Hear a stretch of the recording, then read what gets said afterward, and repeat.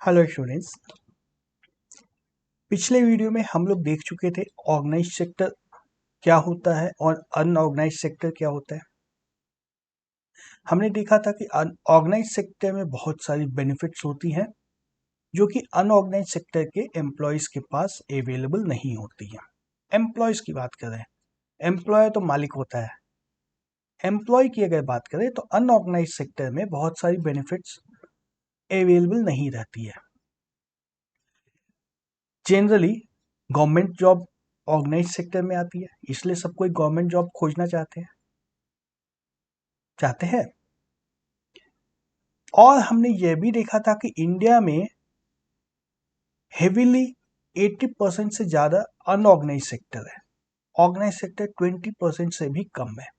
Exact numbers की बात करें 17.2% हमने कैलकुलेट किया था ऑर्गेनाइज सेक्टर है, 82.8% अनऑर्गेनाइज सेक्टर है। और ये 80% से ज़्यादा लोग जो है ये मजबूरी में जॉब कर रहे हैं, एम्प्लॉय की तानाशाही के अंदर जॉब कर रहे हैं, मालिक से डर के काम कर रहे हैं। इनको कुछ ना कुछ प्रोटेक्शन की तो जरूरत है। गवर्नमेंट इनके लिए कुछ कर सकती है या नहीं कर सकती है। अच्छा, करना चाहती है, कर सकती है या नहीं कर सकती है डिपेंड करता है बहुत सारी बातों के ऊपर, लेकिन गवर्नमेंट को करना चाहिए इन लोगों की बेनिफिट के लिए। तो अब हम लोग उसी की बात करेंगे, how to protect workers in unorganise sector. Unorganise sector में जो लोग मजबूरी में फंस गए हैं, नहीं निकल पा रहे हैं उससे, तो उसी सेक्टर में रहते हुए उनके लिए गवर्नमेंट क्या कर सकती है। हमने तो बात कर लिया organise sector jobs are most sought after. पहले ऑर्गेनाइज सेक्टर में ही जाना चाहता है कोई भी, but employment opportunities in organise sector have been expanding very slowly, बढ़ ही नहीं रही है। आज़ादी के पहले, इंडिपेंडेंस से पहले, आज से 75 साल पहले थोड़ा सा छोटा सा था एक ऑर्गेनाइज सेक्टर, और आज वो बढ़ के सिर्फ 20% तक ही एकोमोडेट कर पा रहा है। इंडिया की पॉपुलेशन के लेस देन 20% हिस्से को वो एकोमोडेट कर पा रहा है, मतलब उसका ग्रोथ बहुत धीरे धीरे हो रहा है। तो it is common to find many organise sector enterprises in unorganise sector. अब ये क्या हो रहा है, ऑर्गेनाइज सेक्टर की एक्टिविटी अनऑर्गेनाइज सेक्टर में कैसे मिल सकती है।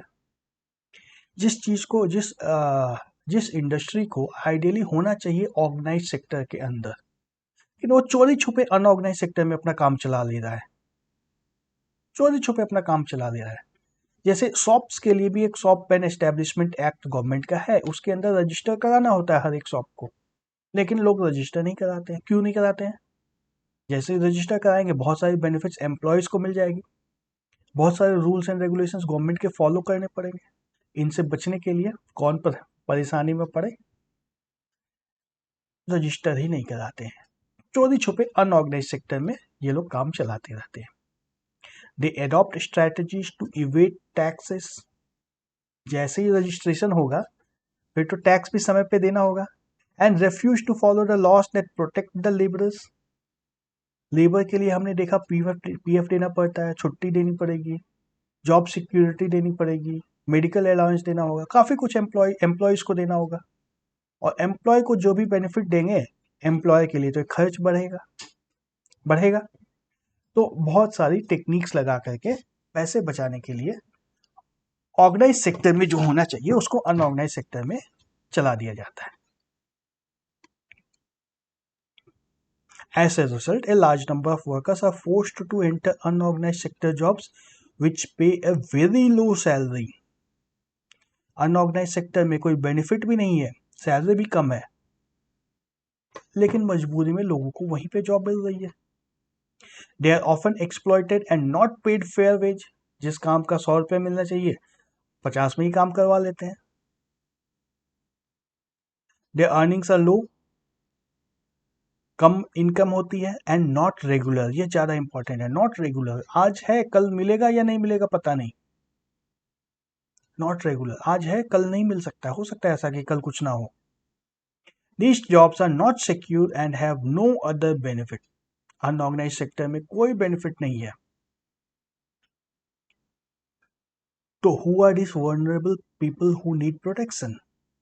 अनऑर्गेनाइज सेक्टर में ऐसे कौन से लोग हैं जिनकी सुरक्षा के बारे में चिंता करनी चाहिए हमें? पहले तो इसी के ऊपर बात करनी होगी ना कि किसको सुरक्षा की जरूरत है। ऐसे लोग कौन कौन से आते हैं? In the rural areas, rural area में unorganised sector mostly comprises of landless agricultural labours, daily wage पे जो एग्रीकल्चर में काम करने जाते हैं, लैंडलेस लेबर्स। चैप्टर 1 में भी हमने इसके बारे में बात की थी। दूसरा क्या है? स्मॉल एंड मार्जिनल फार्मर्स, बहुत छोटे छोटे फार्मर, छोटे से प्लॉट ऑफ लैंड इनके पास होते हैं, लेकिन बहुत छोटा सा प्लॉट है तो उस पर इनकम भी कुछ नहीं होती है। डिस्गाइज्ड अनएम्प्लॉयमेंट के भी शिकार यही लोग होते हैं। शेयर क्रॉपर्स, जिनका अपना खुद का लैंड नहीं है, किसी जमींदार से लैंड लेते हैं और फसल उगा करके आधी फसल जमींदार की, आधी फसल फार्मर की, ऐसे भी खेती चलती है। Artisans such as weavers, blacksmith, carpenter, goldsmith, इस तरह के लोग जो है, ये लोग सारे के सारे अनऑर्गेनाइज सेक्टर में आते हैं। अगर हम लोग रूरल सेक्टर की बात करें तो, अर्बन इंडिया की बात फिर से हम लोग करेंगे, रूरल एरिया में ये लोग अनऑर्गेनाइज सेक्टर में आते हैं। इनको प्रोटेक्शन की जरूरत है। कैसे प्रोटेक्शन? इनकम के प्रोटेक्शन। और कैसे protection? Nearly 80% of rural households in India are small and marginal farmer category. Rural India में जो भी रह रहे हैं फार्मर ही हैं ज़्यादा, तो जॉब तो वहाँ पे होती नहीं है, सभी खेती करते हैं। और खेती करते हैं तो ऐसा नहीं है कि उनका अपना खेत भी होता है। Small and marginal farmer category में है, या तो लैंडलेस लेबर है या स्मॉल एंड मार्जिनल फार्मर है। स्मॉल एंड मार्जिनल फार्मर मतलब यही, या तो लैंड उनका बहुत छोटा है, या लैंड है ही नहीं, या शेयर क्रॉपर है, जो हमने अभी बात की शेयर क्रॉपर्स। इस तरह के सारे लोगों को स्मॉल एंड मार्जिनल फार्मर में रख सकते हैं हम लोग। These farmers need to be supported through adequate facility of timely delivery of seeds, agricultural inputs, credit, storage facility and marketing outlets. क्या क्या चाहिए इन लोगों को? किस तरह की सपोर्ट चाहिए? टाइमली डिलीवरी ऑफ सीड्स, फसल बोने का समय आ गया है, पैसे नहीं है बीज खरीदने के, होता है ऐसा, तो उनको बीज समय पे उपलब्ध हो जाए, इस तरह से थोड़ा सा सपोर्ट मिल जाएगा। एग्रीकल्चरल इनपुट्स, जैसे खाद मिल जाए समय पे, पानी मिल जाए समय पे, ये सारी चीजें समय पे उपलब्ध हो। सबसे ज्यादा एग्रीकल्चर में इंपॉर्टेंस है टाइम का, समय पे सब चीज मिल जाए। क्रेडिट, पैसे मिल जाए ताकि काम हो, हर चीज तो पैसे से ही होता है। क्रेडिट मतलब लोन, लोन मिल जाए समय पे। स्टोरेज फैसिलिटीज, हार्वेस्ट की हुई फसल को फिर कहीं पे स्टोर कर पाए सुरक्षित जगह पे। और मार्केटिंग आउटलेट, एक मंडी तक उनका प्रोडक्ट पहुंच जाए। इस तरह से इनको प्रोटेक्शन हम लोग प्रोवाइड कर सकते हैं, गवर्नमेंट प्रोवाइड कर सकती है। अर्बन इंडिया की बात करें तो unorganise sector comprises of workers in small scale industries. Big industries जो होते हैं वो तो ऑर्गेनाइज हो जाती है, स्मॉल स्केल इंडस्ट्री अनऑर्गेनाइज होती है। Casual workers in construction, daily veg earners हो जाएंगे ये लोग। ट्रेड एंड ट्रांसपोर्ट, कूली का काम वहां पे जो करते हैं, अनलोडिंग अनलोडिंग, ट्रक को लोड करना है अनलोड करना है, बस कंडक्टर है, बस ड्राइवर है, इस तरह के लोग। And those who work as street vendors, head load workers, garment makers, rag pickers, सबका मतलब समझ में आ रहा है ना? स्ट्रीट वेंडर सब्जी वाला, फल वाला, घूम घूम कर बेचने वाला। हेड लोड वर्कर्स, कूली के काम करने, मार्केट में जो सामान उठा के इधर से उधर पहुंचा दे, ठेले वाला भी बोल सकते हो उस पर। गारमेंट मेकर्स, छोटे छोटे से दर्जी टाइप के लोग। रैग पिकर्स, कचरा उठाने वाले लोग। ये लोग सारे के सारे अनऑर्गेनाइज सेक्टर में आते हैं। और भी बहुत सारे लोग हो सकते हैं, बहुत कुछ सोच सकते हो। कुछ एग्जाम्पल्स यहाँ पे लिखा गया है। अर्बन इंडिया में इस तरह के लोगों को अनऑर्गेनाइज सेक्टर में देखा जाता है generally. Small scale industry also needs government support for procuring raw material and marketing of output. देखो, स्मॉल स्केल इंडस्ट्री में जो वर्कर काम कर रहे हैं उनको तो सपोर्ट की जरूरत है ही, स्मॉल स्केल इंडस्ट्री को भी जरूरत है गवर्नमेंट के सपोर्ट की। इंडस्ट्री को खुद ही सपोर्ट चाहिए। इंडस्ट्री अपने आप को ही सपोर्ट करने में केपेबल नहीं है तो अपने वर्कर्स को क्या सपोर्ट करेंगे वो? गवर्नमेंट की सपोर्ट चाहिए इनको, रॉ मटेरियल समय पे मिल जाए या मार्केट में प्रोडक्ट इनका बेच लिया जाए। बहुत सारे लॉस होते हैं जहां पे इनको टैक्स बिग कंपनी के कंपैरिजन में कम देना पड़ता है, लोन इंटरेस्ट कम इंटरेस्ट पे लोन उपलब्ध हो जाता है। गवर्नमेंट के बहुत सारा सपोर्ट रहता है स्मॉल स्केल इंडस्ट्रीज को। The casual workers in both rural and urban areas need to be protected. इस तरह के लोगों को, कैजुअल वर्कर्स, सबको प्रोटेक्शन की जरूरत होती है। We also find majority of workers of scheduled caste, tribe, backward communities find themselves in unorganized sector। ये जो पिछड़े कास्ट के लोग हैं, schedule caste, schedule tribe, backward caste, ये लोग ज्यादातर अनऑर्गेनाइज सेक्टर में जाते हैं, क्योंकि इनके पास कोई सपोर्ट नहीं होता है, कोई बैकग्राउंड नहीं होता है ना। जिसका कोई पहचान वाला है उसको कहीं पे जॉब मिल जाएगी अच्छी जगह पे, जिसका कोई नहीं है उसको अनऑर्गेनाइज सेक्टर में जाना पड़ता है। तो अनऑर्गेनाइज सेक्टर में ज्यादातर शेड्यूल ट्राइब के, शेड्यूल कास्ट के, बैकवर्ड कास्ट के लोग अनऑर्गेनाइज सेक्टर में रहते हैं। Besides getting irregular and low paid work, these workers also face social discrimination। Social discrimination हम लोग सिविक्स में इसके बारे में काफी कुछ पढ़ चुके हैं और पढ़ेंगे भी आगे। समाज में जो वैल्यू होती है, जो एक अपर कास्ट और लोअर कास्ट का डिफरेंस होता है, लोअर कास्ट के लिए बहुत कुछ प्रॉब्लम्स क्रिएट की जाती है।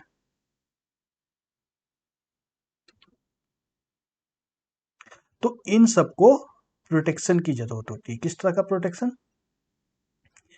जॉब सिक्योरिटी हो जाए, इनकम थोड़ा सा बढ़ जाए, इस तरह से प्रोटेक्शन। अब हम लोग आते हैं प्राइवेट और पब्लिक सेक्टर में। और ऑर्गेनाइज्ड और अनऑर्गेनाइज्ड सेक्टर देखा हमने, वहां पे एम्प्लॉय किस तरह के होते हैं, एम्प्लॉय को किस तरह की फैसिलिटी दी जाती है, उसके हमने बात की। और प्राइवेट और पब्लिक सेक्टर में किसकी बात करेंगे? ओनरशिप के ऊपर। Another way of classifying economic activities into sectors could be on the basis of who owns assets and is responsible for delivery of services। मालिक कौन है, कंपनी का मालिक कौन है, इंडस्ट्री का मालिक कौन है, उसके हिसाब से हम लोग प्राइवेट और पब्लिक सेक्टर में डिवाइड कर देते हैं। In public sector government owns most of the assets and provides the services. PSU, हमें नाम सुना ही है पीएसयू का, public sector undertaking. PSB, public sector bank, जैसे State Bank of India, Indian Airlines, नहीं एयर इंडिया, एयरलाइंस में बात करें तो एयर इंडिया, मोबाइल में बात करें तो बीएसएनएल या एमटीएनएल, है ना। आयरन स्टील में बात करें तो सेल, ये सब पब्लिक सेक्टर में आते हैं। और प्राइवेट में, in private sector the ownership of asset and delivery of services is in the hands of private companies, private individuals या प्राइवेट कंपनीज। जैसे मोबाइल में बात करें तो एयरटेल, ऑटोमोबाइल कंपनी कोई भी ले लो, सबकी सब प्राइवेट है ना। एयर इंडिया के छोड़ करके जितनी भी एयरलाइंस है सभी प्राइवेट है। बैंक्स में प्राइवेट कौन से हैं? एक्सिस बैंक को बोल सकते हो, बहुत सारे नए नए बैंक खुल रहे हैं अभी, private sector bank. ICICI bank है, एचडीएफसी बैंक है, सब प्राइवेट सेक्टर के बैंक है। तो बहुत सारी कंपनीज प्राइवेट सेक्टर में, ज्यादातर तो प्राइवेट सेक्टर में ही है। रेलवे और post office is an example of public sector, whereas companies like Tata iron and steel, TISCO, Reliance are privately owned. नाम से ही ज्यादातर पता चल जाता है कौन सा प्राइवेट है, कौन सा पब्लिक है। Activities in private sector are guided by motive to earn profit. To get such services, we have to pay money to these individuals or companies. बिना पैसे के कुछ नहीं मिलना है यहाँ पे प्राइवेट सेक्टर में।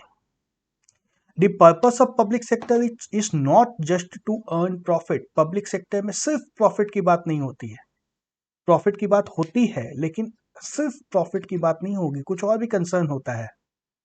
क्या होता है, कुछ सोच सकते हो? कहाँ पे प्राइवेट सेक्टर में, पब्लिक सेक्टर में कहाँ पे दूसरा कंसर्न देखा है? घर पे एलपीजी सिलेंडर आता है, पब्लिक सेक्टर कंपनी से आता है, पब्लिक कंपनी से आता है, इंडियन ऑयल हो या भारत पेट्रोलियम हो या हिंदुस्तान पेट्रोलियम हो। और यहाँ पे सब्सिडी भी मिलती है, सब्सिडी भी मिलती है। क्यों? प्रॉफिट मोटिव नहीं है उनको, सिर्फ प्रॉफिट मोटिव नहीं है, कुछ और भी कंसर्न है उनके। बिजली कंपनी को देख लो, घर में इलेक्ट्रिक सप्लाई आता है, सारी बिजली कंपनी लॉस में चलती है। क्यों? पब्लिक के पास बिजली पहुंच जाए, इलेक्ट्रिसिटी पहुंच जाए इसलिए। रेलवे, बिना टिकट कितने लोग ट्रैवल करते हैं रेल में? लॉस होता है इससे, फिर भी लोगों को कंपनी ट्रैवल करवाने के लिए रेल चलती है ना। तो बहुत जगह हम लोग ऐसा देखते हैं, प्राइवेट सेक्टर में जिस चीज़ का दाम बहुत ज़्यादा है, पब्लिक सेक्टर बहुत कम दाम में हो जाता है, या फ्री में भी बहुत कुछ होता है। तो गवर्नमेंट हॉस्पिटल में चले जाओ, सब कुछ फ्री। प्राइवेट हॉस्पिटल में चले जाओ, किडनी बेच के भी पैसा निकाल देंगे।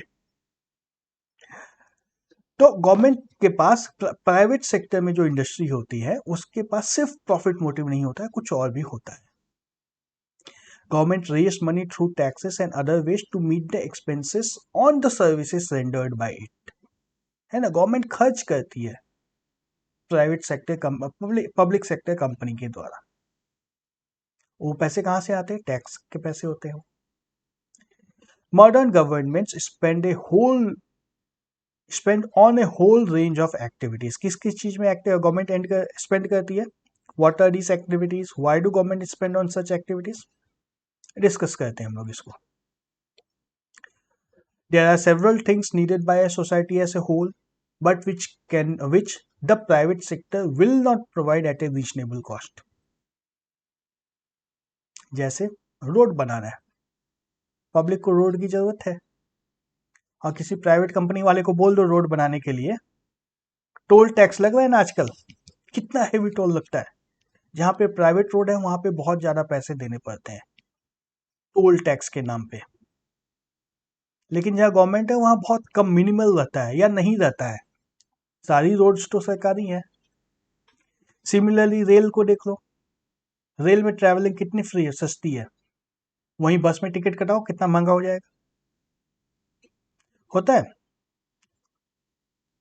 Some of these need large sums of money which is beyond the capacity of private sector. Road बनाना तो प्राइवेट सेक्टर के बस का है ही नहीं, अकेले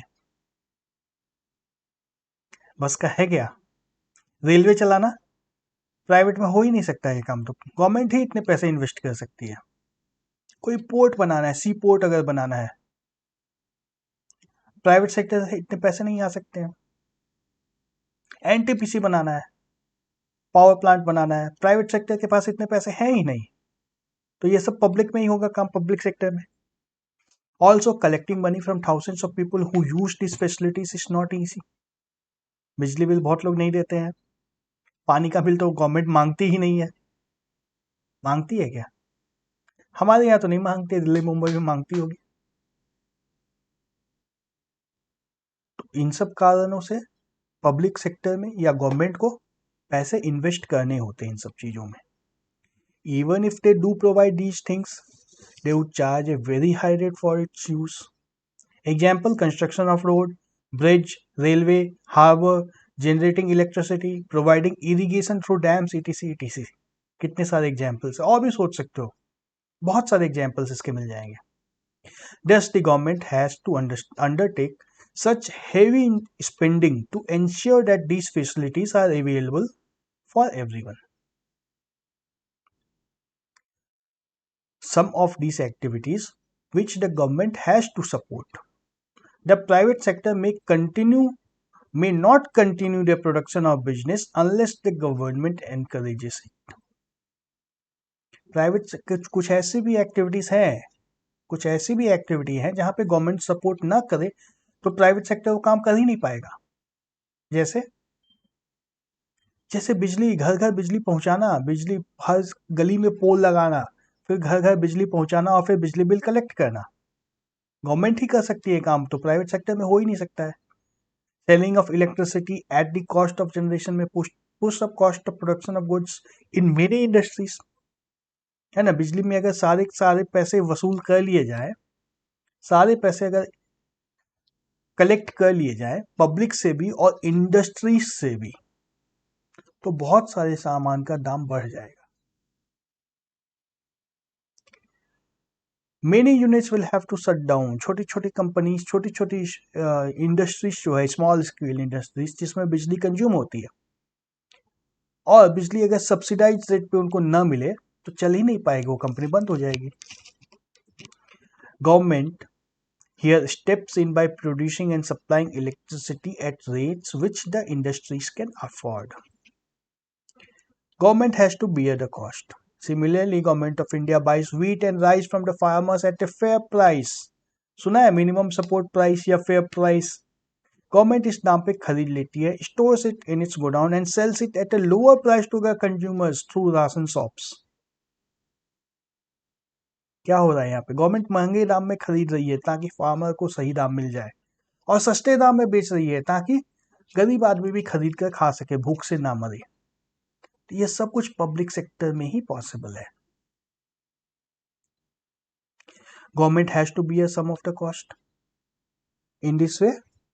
थे ना, हमने बात की ना, फार्मर को भी पैसे मिल जाते हैं सफिशिएंट, और कंज्यूमर को भूखे रहने की नौबत नहीं आती है, कुछ ना कुछ खाने मिल जाता है.